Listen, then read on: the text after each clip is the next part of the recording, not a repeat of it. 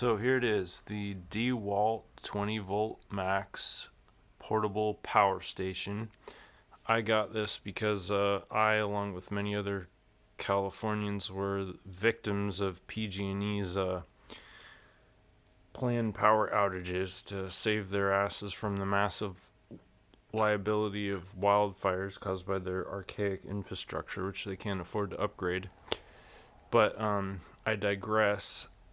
If you believe the documentation, this power station provides 3,600 peak watts, 1,800 continuous watts. So far, the most powerful thing I've used was a hot water kettle, which is a 1,500 watt draw, and it worked just fine. However, I will point out something that I didn't encounter in the documentation. And let me show you just the overview here. So you see this little exhaust port right here with there's actually a fan inside if you look closely. So when this thing is drawing a lot of power, it will that fan will kick on, and it's pretty loud, pretty high pitched. Not sure what this thing down here is. Kind of weird design. But yeah, so that's a consideration to think of if you're gonna be like, a lot of people might get this and think, oh, it's gonna be nice and quiet because it's a solid state power supply essentially. However, that's not entirely true because when the inverter starts to overheat, it will kick on that fan, and then it becomes fairly loud. I mean, I didn't measure the decibels, but it's as loud as a normal fan that you would use to like ventilate. So I've got this loaded up with 4 20 volt max 6 amp hour batteries. Let me pull one of those out.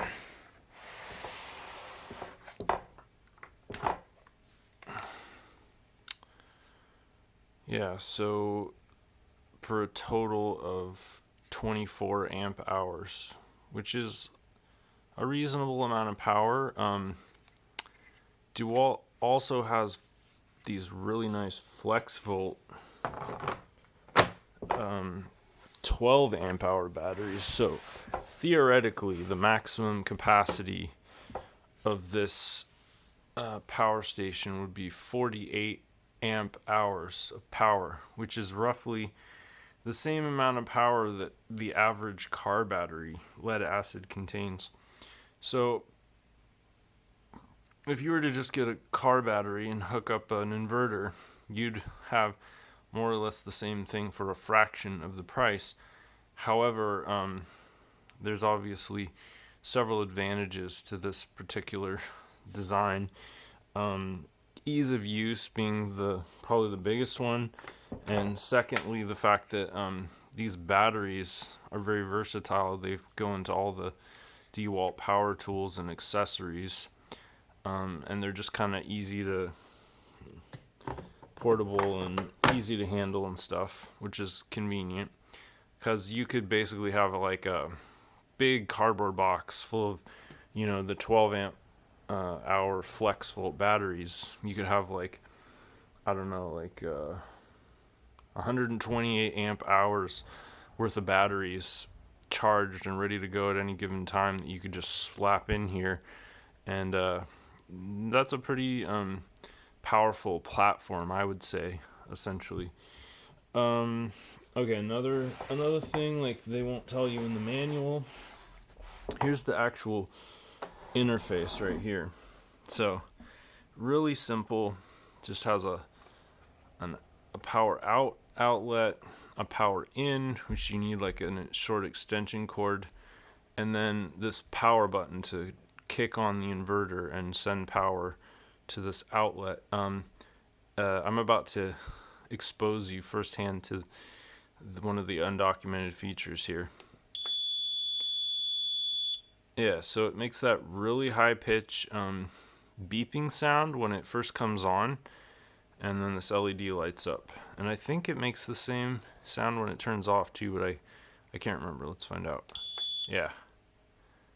Yeah, okay. So another thing you'll notice, and you might not be able to hear this, but I'm pulling it kind of close, and it's making a fairly noticeable buzzing sound from just the inverter running. And I'm assuming that it's drawing power right now. I don't know how much. Let's see if that's actually the fan. By the way, this thing weighs 20 pounds, so it's pretty hefty. So yeah, the fan's not running, so that I think that's a pretty good sign. So that buzzing is actually coming from the internal electronics of the inversion process, which I'm going to go over in a little bit. This is kind of cool. Here's all the sort of details, which is kind of cool if you want to just pause the video and read all this stuff at some point. The construction is good. It's fairly solid. Uses Torx security screws. I probably have one that could fit this. One thing I like about the design is that the way these handles are spaced makes it so if it flips over, it's not going to hit the batteries anywhere. It's actually just going to land on the handles and roll. It's also kind of cool that it has multiple carry angles, so you can pick it up like this, or you can pick it up like this double-handed, and it's fairly well evenly balanced in both orientations, which is kind of nice. So I feel like that would make it really easy to just sort of muscle around, which is a nice feature.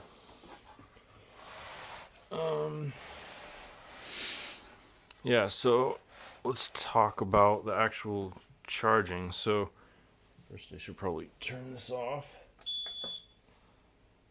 Yeah, so when you plug it in to charge, the red lights flash on one side, and when it's done charging each battery, the light just turns solid red, which I think is kind of silly considering how advanced electronics are nowadays. They could have put a bicolor LED in there, just one LED. Maybe this is more robust, I don't know, but personally I'm in favor of the red-green sort of paradigm, which is kind of nice. So like it's red until it's charged, and then it turns green, or you have an intermediate stage, so like it's red when the battery's depleted, then it turns yellow when it's like midway charged, and then it turns green when it's fully charged.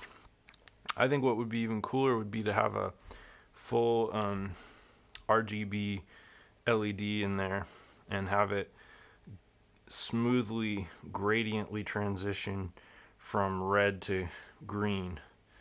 That would be my preference, but technology isn't always advancing evenly across the board. So now I want to go over a couple of the technical specs. So a huge update, huge news right here. I found all of my other dry erase markers, so now I have the full complement in all the colors that I originally had. So that's kind of a big deal. All right, so back to the technical side of this inverter. The documentation is very clear that it uses what's known as a modified sine wave inverter. And I'm not an electrician or an electrical engineer. I have very limited knowledge in this field. However, I do feel like I've figured out more or less how the modified inverter works in relation to like conventional power. So I'm gonna kind of quickly sketch out the differences and the advantages and drawbacks of each inversion mode. So just bear with me here. Alright, so this is standard alternating current that you get out of your wall socket, and in my understanding, this is how it works basically. Here's the frequency, 120 hertz, and it's a sine wave, and it's very smooth. So these are smooth curves, and that's key. And everywhere that it's sort of hitting these lines that I've put along here is sort of where the current is going back and forth. And that back and forth, this is really fast. This is sort of like a freeze frame. That back and forth can cause this actuator, which is like a little light bulb, to create friction in the filament and then produce light. But because this sine wave is so smooth, because it's like a real sine wave, it's not simulated, the action and the friction and the efficiency of this wave is at its highest. So now I'm gonna put down a modified sine wave inverter. Alright, so I kind of went about this a little bit backwards, but I think it still is a relatively accurate representation of how this works. So this is a modified sine wave, and so what this is some sort of electronic magic or simulation through using components, probably transistors or I don't know what, to simulate this smooth sine wave. However, it's because it's being converted from DC to AC, this is not actually AC, so it has to be simulated, and that's where this modified sine wave comes into to play. So like, if you imagine this sine wave over here is constantly undulating, at the frequency. So in other words, 1 second it's over here, and then the next second it's over here, and that's what's giving your back and forth action, which creates the friction in the actuator. This is a really smooth, very smooth action, like that, perfectly smooth at 120 hertz. Now the modified sine wave, you can see it's got these little ridges, like steps. It still looks like a sine wave, but it's more like jagged. So in other words, it's like there's like vibration there. There's like, it's not a smooth action like the normal AC. It's like this jagged kind of vibrating action, and that creates a loss of efficiency. So then let's move on to the step wave. I don't know what it's called exactly, but we'll get there. Alright, and so here's the most primitive form of alternating current emulation, and that's the square wave. I don't know why I said step earlier.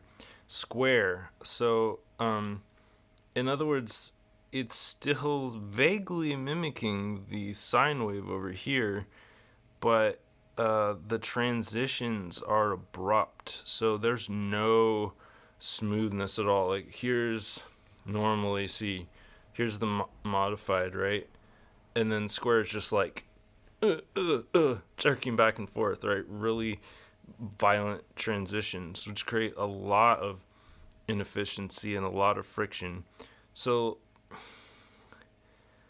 all of this is in a sense irrelevant, however, because if you think about it, the only reason there's an efficiency loss from my point of view is because most of our appliances and devices are designed to work with this smooth normal alternating current. You could design a motor probably to take advantage of the efficiencies of the square wave. However, almost all modern electric motors are designed for the normal sine wave. So, in other words, that's why this modified sine wave exists, because it's sort of a compromise. Because this square wave would be the cheapest and easiest to create for emulating the normal alternating current, but it would be so like violent and inefficient for electric motors that they would just burn out because the transitions are too abrupt. So that's what necessitated this modified sine wave, where basically it's a simulation like halfway between the sine wave and the square wave. So in other words, it's just janky enough to not destroy your motors like the square wave, but it's still not really efficient or smooth enough to be okay with everything. So that's the problem with the portable power station, because it doesn't have a true sine wave inverter, which is apparently a lot more expensive to produce than these modified sine wave inverters. So there are certain things that may not work 100% well with the DeWALT portable power station. Electric motors that normally run directly from alternating current, specifically, is one of the things that you should be wary of. Pretty much anything that could run directly off of AC could potentially experience problems. Definitely will run less efficiently, which wastes energy. I think it would be really nice if DeWALT released a more expensive version of their portable power station with a true sine wave inverter, which I think would be pretty cool. Anyway, so I just thought I would sort of explain this, because it's kind of critical when you're looking for a power source and you want to be able to power anything at all. Like, say you want to have a smoothie and you want to hook up your blender, and then your blender starts smoking, catches on fire. That could be because of the modified sine wave. So yeah, anyway, just something to keep in mind. So final thoughts and a few metrics. So I can boil a like 8-cup kettle of water 16 times with the 24 amp hours. So that can give you a general idea of like how much power you have available from 24 amp hours. I hooked up an LED lamp to this, just like a standard 120 lamp fixture that had an LED bulb in it, and I ran it for 4 hours at the highest setting, and it basically did not affect the battery at all. So I mean, you could, like, it was, the batteries were still fully charged after I concluded that experiment. You could run a lamp, for an LED lamp, like a 60 or 120 watt equivalent, probably for days, if not weeks, using this. And if you had the 12 amp hour flex volt batteries, even longer. I just want to say, like, I was not paid or compensated in any way. I'm not even a huge DeWALT fan. I chose this completely on my own without any like input, or no promotions, no endorsement or anything like that. I've just been trying this out a little bit. I haven't like really put it through its paces. I will in the near future, and I may make like a follow-up video, but so far it just seems more or less completely adequate for what it is. And it's a bit pricey. I think it was about $400 for this base station. It's kind of cool if you already have a bunch of DeWALT 20-volt tools, then it's a little easier to justify, but still really pricey, I think, for a modified sine wave inverter, but still pretty cool for and useful for what it is. The battery is crazy expensive for what they are. However, from what I've read online, it's actually cheaper to get um, these 20-volt max batteries and take them apart and take the cells out than it is to buy the cells individually online, even in bulk. So you're actually getting kind of a deal in terms of watt hours and amp hours. Some other cool stuff I read online in terms of research, like if you're storing these batteries for long-term use, you don't want to see 3 LEDs lit. That's too much of a charge. I think the online stuff said like 90%. You want to like charge your batteries 90%. So like you'd want to see 2 of those LEDs lit up for long-term storage. And when you run down your batteries, you don't ever want to run them down all the way. So you want to have like maybe 1 LED left before you recharge. And that will maximize the lifespan of your lithium ion batteries. So that's kind of a cool and useful thing to know when you are relying on lithium ions. Yeah, so I'm satisfied. I'm gonna try this out a lot more in the coming weeks and do some more like stress tests and metrics and stuff. So yeah, that's about it. Right, the batteries. I was gonna talk about how expensive these are. So I got these at like a special deal for $40 off in a two packs, and I think they were about 200 each for the 2 packs. So altogether, this cost me over $900 for the 4 batteries and the base station. If you were to get the 12 amp hour flex volt batteries, which I would have loved to have done if I was super rich, which I'm not, those are $200 a piece. So that would be, $800 alone just for the batteries. But honestly, I think it's worth it if you can afford it, because the flex volts are a lot more versatile in terms of the tools that you'll be able to use with the DeWALT.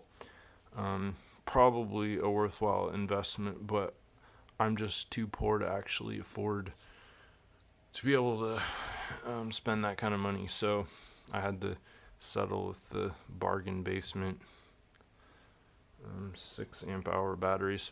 So anyway, yeah, I hope you found this informative. And if you are an electrician or an electrical engineer and you understand the whole like sine wave, square wave, modified sine wave inversion process better than me, please feel free to correct my ignorance in the comments. And yeah, so have a good day.